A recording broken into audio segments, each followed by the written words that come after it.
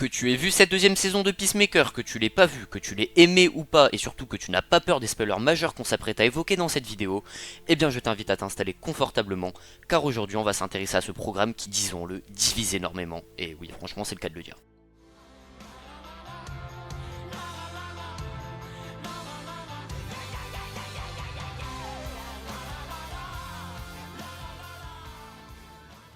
Les amis, avant qu'on rentre dans le vif du sujet, voilà, je voulais vous faire un petit message de remerciement parce que j'ai vu que vous avez été nombreuses et nombreuses à avoir vu la dernière vidéo sur The Batman 2, ce qui me fait énormément plaisir. Voilà, franchement, ça encourage la chaîne. Et voilà, en tout cas, on participe à notre échelle et ça fait plaisir de voir qu'on est encore nombreux à suivre cet univers de près. Non, d'ici n'est pas mort, les amis. Donc voilà, encore un grand merci. Et sans plus tarder, bonne vidéo à vous. Bon, vous le savez, j'ai déjà fait une vidéo sur le sujet, plus précisément les 3 premiers épisodes qui sont vraiment très qualitatifs selon moi. J'aime plutôt bien, franchement, ce qu'on nous propose, mais je pardonne pas, voilà, non plus à côté de ça, les blagues en veux-tu en voilà, qui n'ont, à vrai dire, pas grande utilité, enfin, qui ne servent pas scénaristiquement parlant. Donc voilà, il y a ça qui peut être dérangeant dans cette série. Franchement, est-ce qu'on n'arriverait pas à bout de la vibe James Gunn, c'est une vraie question qu'on peut se poser. Déjà, même si on part du principe qu'elle a existé, parce que bon, voilà, Suicide Squad, bien que le film présente de grande qualité, n'a pas marché.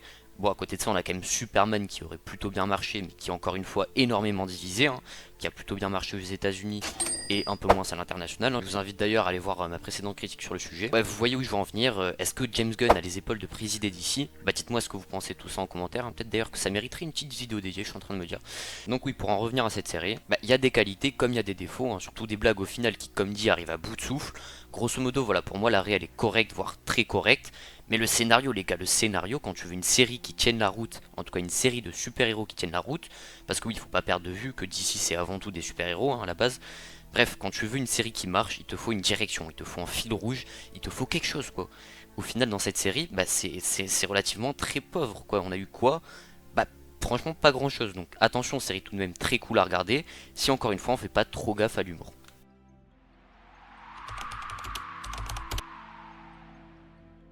Alors, une des choses les mieux réussites selon moi, ça on peut pas nier, c'est bien Seth et ses univers alternatifs, puisqu'on en découvre pas mal dans le dernier épisode.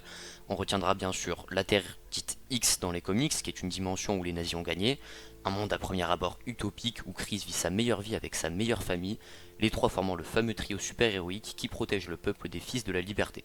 Sauf que oui, vous vous en doutez, si vous avez vu la série, ce monde n'est peut-être pas celui qu'on pense, mais bien un monde où le mal finalement triomphe depuis des années. Le plot twist est d'ailleurs assez bien exécuté, même si assez prévisible au final. Histoire malgré tout intéressante et à développer puisque Gunn a déclaré que cet univers pourrait jouer un rôle par la suite. Maintenant, attention tout de même à ne pas retomber dans les mêmes travers que Marvel. Non, restons sur notre Terre Prime, il y a déjà bien assez à faire comme ça. Un autre univers qui a fait parler de lui est bien celui du dernier épisode dans lequel Peacemaker est envoyé.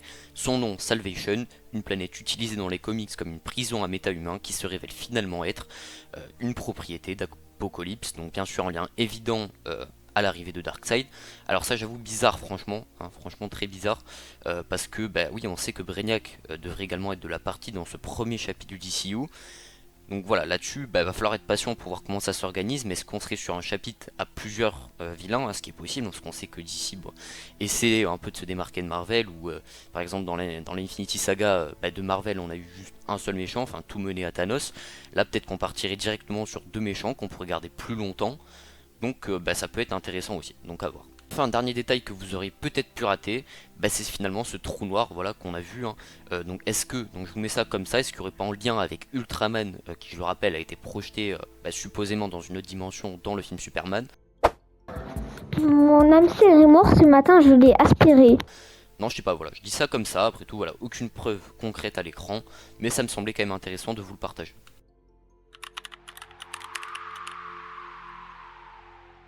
Alors du côté des personnages, j'avoue qu'il y a quand même un gros déséquilibre, et là encore il y a un petit problème dans la série concernant le développement et le temps d'écran de chacun. Vigilante, typiquement est un personnage que j'ai beaucoup apprécié dans la première saison, et malheureusement, un personnage, non, je dirais pas gâché, mais quand même, voilà, très secondaire dans cette seconde saison. Il n'a pas fait avancer l'intrigue, si ce n'est avec sa chambre, voilà, où il cache toute la poudre des criminels qu'il attrape, etc. Voilà, c'est tout. Franchement, à part ça et peut-être sa relation quelque peu atypique avec sa mère, on dira. Bah franchement c'est tout ce qu'on a eu avec ce personnage, et c'est le cas de lui comme c'est le cas de plein d'autres, hein. Je pense directement au personnage de Red Wild, voilà, qui clairement est un personnage qui a été ramené par James Gunn comme ça, dans le seul intérêt de faire jouer son pote l'acteur Michael Rooker. Intrigue néanmoins intéressante, hein, parce que attention, ça permet d'introduire le rouge dans l'univers qui est assez méconnu, mais pourtant bah, loin d'être inintéressant. Adebayo, pareil, encore une fois, personnage assez mis au second plan, dont la meilleure scène aurait été celle de sa poursuite sur la Terre X, hein, je suis désolé.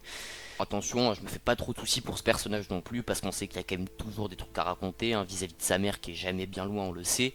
Elle a été skip dans cette seconde saison, c'est pour ça je pense qu'on la reverra par la suite, d'autant plus que bah, l'organisation Checkmate nous a été introduite dans ce dernier épisode. Dans les comics, Checkmate est une organisation secrète, spécialisée dans le renseignement, le contre-espionnage et la sécurité mondiale. Créée par Paul Kuperberg et Steve Irwin en 1988, elle agit souvent comme une version plus militarisée de l'Argus ou de la Suicide Squad. Structurée comme un jeu d'échecs, ses membres portent des titres tels que roi, reine, fou, cavalier et pion, symbolisant chacun la hiérarchie et la stratégie de l'organisation. Parmi ses principaux membres dans les comics, on peut compter Sacha Bordeaux, Mister Terrific ou encore le Green Lantern d'Alan Scott. Selon les versions, Amanda Waller a pu y jouer un rôle majeur puisqu'elle en a été à la tête, elle a donc été reine. Franchement cette organisation elle est hyper intéressante, donc n'hésitez pas à me dire si vous voulez que j'en fasse une vidéo dédiée. Bref, vous l'aurez compris, hein, le parallèle est donc évident, hein, Amanda Waller finira par revenir. Alors peut-être pas dans sa série, hein, je pense que c'est une série, c'est une des séries du coup, un des projets qui aurait été annulé par James Gunn.